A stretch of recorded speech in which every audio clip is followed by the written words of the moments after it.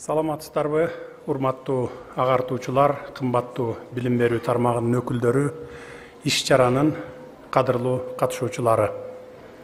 Мынакей азыр эле сиздер менен чогуу Борбор калаада курулушу бүткөрүлгөн билим уялары боюнча видео тасмаларга күбө болуп, кубанычыбыз койнубузга батпай турган кезибиз.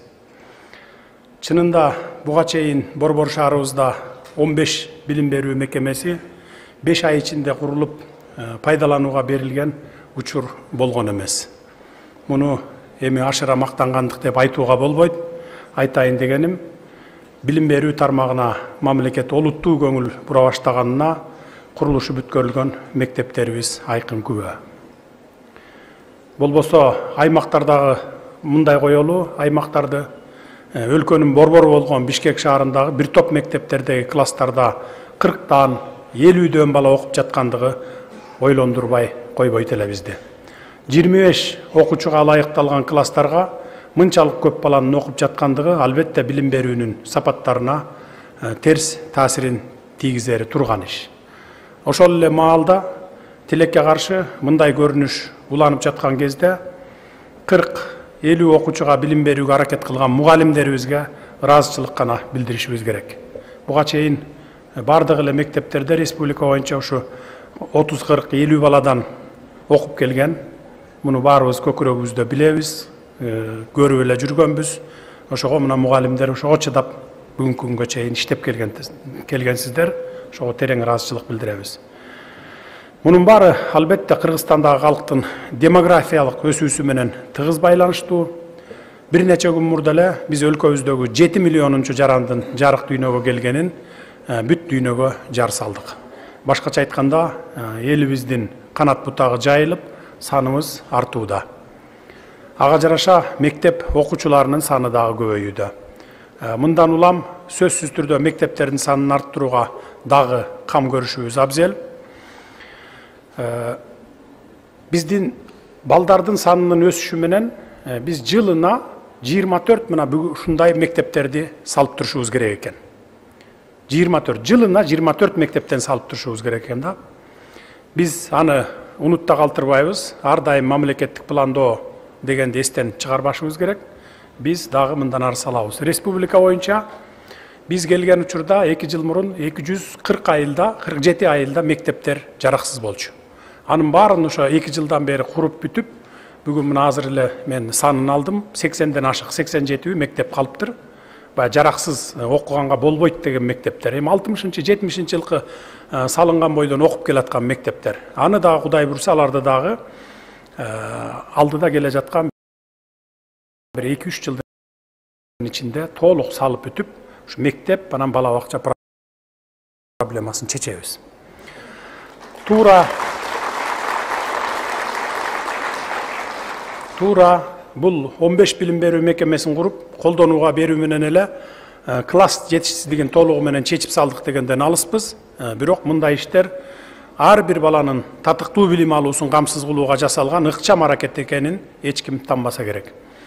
Өлкөбүздү өнүктүрүү маселеси кандай маанилүү болсо, өлкөнү өнүктүрүүгө жасалган аракеттердин сап башында турган билим берүү маселеси да ошончолук маанилүү, ошончолук зарыл маселе.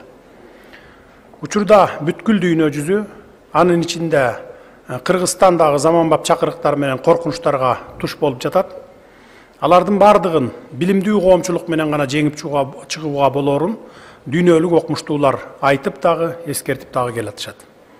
Билимдүү коомчулук гана өлкөнүн тынчтыгы менен туруктуулугунун, экономикалык өнүгүүнүн жана жаратылышты коргоонун негизи болуп бере алат. Ошентип, билимдүү коомчулук, билимдүү улут гана өлкөнүн өнүгүүсүнүн чыныгы локомотиви боло алары айныгыс факт. Мына ушундай өлкөбүздү өнүктүрүүдө билим берүүнүн орду канчалык зарыл экени айкын болуп турган шартта биз жигердүү аракеттерди көрүү менен бирге билим берүүнүн сапатын көтөрүүгө, бул тармакты жетиштүү каржылоодагы өзгөчө көңүл бурабыз каржылоого. Азыркы күндө дүйнөнү күч менен эмес, билим менен башкарган заманда билимдүү элдин башкы байлыгы сабаттуулук болуп калды. Мындан улам биздин эң башкы стратегиялык артыкчылыгыбыз дал ушул сапаттуу билим берүүгө, сабаттуу коом, сабаттуу улут түптөөгө багытталып отурат. Билим берүү тармагын каржылоодо мамлекеттик чыгымдар тынымсыз өсүп келе жатканын жүргүзүлгөн анализдерден байкасаңыздар болот. Маселен, 2012 жылы билим берүү тармагына мамлекеттик бюджеттен эң көп деген суммада 21,7 миллиард сом каралган болсо, 2020 жылы бул сумма 39,9 миллиард сомго өскөн. Мына дээрлик 2 эсеге өскөн да. 2022 жылга билим берүү тармагына кошумча 16 миллиард сом каралган. Мына быйыл 16 миллион сом кошумча бердик. Мен жогоруда белгилегенимдей, буга чейин Бишкек шаарында республикалык бюджеттен каражат каралып, 5 айдын ичинде 15 мектеп эч качан курулган эмес буга чейин. Мындай жетишкендиктерди эч тартынбастан эле аткаруу бийлигинин жана Бишкек шаардык мэринин, мына ушул жерде отурат, билим берүү жаатында жүргүзүп жаткан туура саясатынын натыйжасы деп айтууга болот.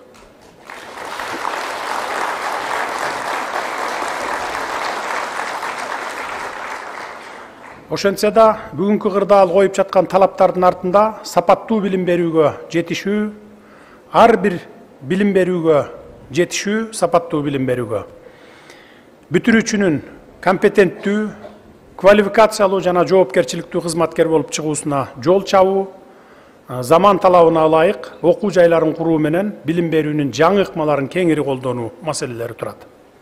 Ошентип, быйыл заман талаптарын аңдай билип, күндүн күрөө тамырын кармай билип, жаңы күч, жаңы дем, жаңы имараттар жана жаңы демилгелер менен билим берүү өнөктүгүнө кириштик. Дүйнө жүзүндө компьютердик технологиянын арааны жүрүп жаткан кезде биз жаңы мектептерди салуу менен бирге маалыматтык компьютердик технологияларды өздөштүрүүнү дагы катар алып кетишибиз кажет. Мектептер, орто жана кесиптик жогорку окуу жайлар сөзсүз түрдө компьютер менен камсыз болуп, интернетке туташтырылышы маанилүү. Бул маселелер акырындык менен ишке ашырылып келе жатат. Бүгүнкү күндө биз өлкөдөгү бардык түзүмдөрдү, анын ичинде билим берүү тармагын санарип өткөрүүгө басым жасап, санариптик системаны түзүү боюнча көп иштерди аткарып жатабыз. Урматтуу мугалимдер, мамлекеттин бүткүл тармагын, анын ичинде эң негизги артыкчылык берилген билим берүү тармагын өнүктүрүүгө биз менен кошо сиздердин алдыңыздарга чоң жоопкерчилик коюлган. Сиздер келечек ээлерине терең билим жана татыктуу тарбия берип, андан кийин түрдүү кесиптерге үйрөтүп, кыргыз жараны катары калыптанышына, кесипкөй адис болушуна, элин жерин сүйгөн, ата-энесин урматтаган, улуттук маданиятын, нарк насилин жана элдик көркөм мурастарын аздектеген адам болушуна түздөн түз себепкер боло турган ары ардактуу, ары түйшүктүү кесипти тандап алгансыздар. Мугалим мөмөлүү дарак деген накыл кептегидей, өлкөбүздө кайсы гана тармакта болбосун, албан ийгиликтерге жетишкен эр азаматтар чыкса, алар сиздердин мөмөңүздөр экенин, эң ири андай жакшы саамалыктарга сиздердин эмгегиңиздер түрткү болгонун баарыбыз билебиз. Ар бир баланын пайдубалын түптөп, турмуш сапарына чыгарган мына сиздерсиздер. Мына ушундай өлкө келечегин аныктоодо маанилүү ролду ойногон мугалимдер коомчулугунун жемиши көзгө дароо эле илине койбойт. Ага талбаган эмгек, тер төккөн мээнет жана убакыт талап кылынат. Дайыма изденүүнү, мезгил агымы менен бирге жүрүүнү, кыраакылыкты, көрөгөчтүктү, эң башкысы өлкө келечеги үчүн жоопкерчиликти талап кылат. Мына ушундай маанилүү кесип ээлерине бүгүнкү күндө биз ар тараптан колдоо көрсөтүүгө далалат кылып келебиз. Мунун эң алгачкы кадамы катары мугалимдердин мээнетин татыктуу баалоо иретиндеги айлык маяналардын көтөрүлүшү болсо, андан кийинки кадамдар бүгүнкү жакшы саамалык катары мектептердин курулушу болуп отурат. Ошондой эле дүйнө жүзүндөгү алдыңкы окуу жайларында окууга түрткү бере тургандай кылып, билим берүү системасында бир топ реформаларды жүргүзүүгө белсенип киришүүдөбүз. Кадырлуу эже агайлар, Кыргызстандын жаркын келечегине даңгыр жол салуу сиздердин колуңуздарда. Элибиздин өнүккөн Кыргызстанды көрүү насиби дагы сиздерден түздөн түз көз каранды. Келечек муундарыбызга татыктуу тарбия, терең билим берүү жоопкерчилигин аласыздар деп бекем ишенем. Биз өлкө жетекчилиги сиздер менен биргеликте гана билим берүү тармагында олуттуу ийгиликтерди жарата алабыз. Билеги күчтүү бирди жыгат, билими күчтүү миңди жыгат деп накыл кепте айтылгандай, билим аркылуу гана бийиктиктерди багынта алабыз.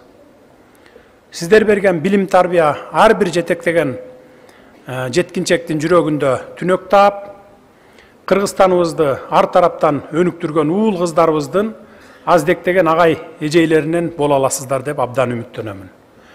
Сиздерге кажыбас кайрат, бекем ден соолук, иштериңиздерге албан ийгиликтерди каалаймын.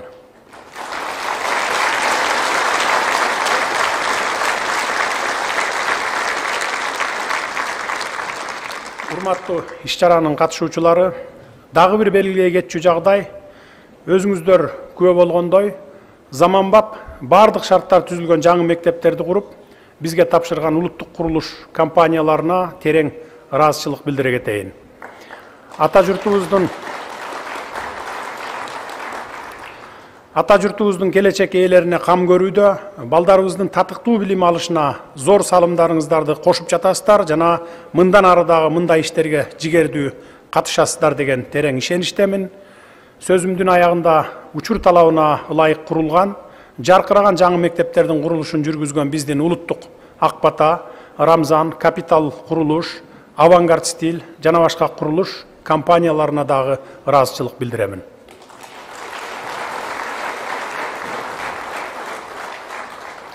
Ушул жерден дагы бир нерсе айтып кетишим керек. Буга чейин акыркы ушул 10 жылдан бери карай, 12 жылдан бери карай ар бир мектеп болобу, бала бакча болобу, ар бир квадрат метрин $850 салып келишкен экен. Мына материалдар 2 эсе арзан кезинде. Азыр бүгүнкү күндө материалдар семент болобу, арматура болобу 2 эсе кымбат. А бирок ошого карабастан $650 ашкан жок. $650 мына ушулар куруп берди. Ошондо дагы чөнтөгүнө киреше кирди. Бекер курган жок сөзсүз. Биз ушуну менен мына ушул мектептерден эле бир $100 миллион тегерегинде быйылкы жылы сактап калдык да. А эгерде акыркы 10 жылда ала турган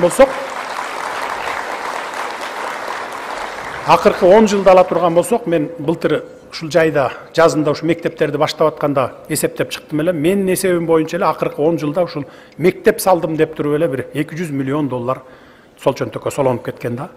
Бул ошо $650 бардык парталары менен, оборудованиясы менен, жанагындай тикмечи машинкалары менен, жанагы балдарга үйрөтө турган бир кесип алып чыга турган бир станокторду коюп берүүсү менен бардыгы менен алганда ошо $650 айланды.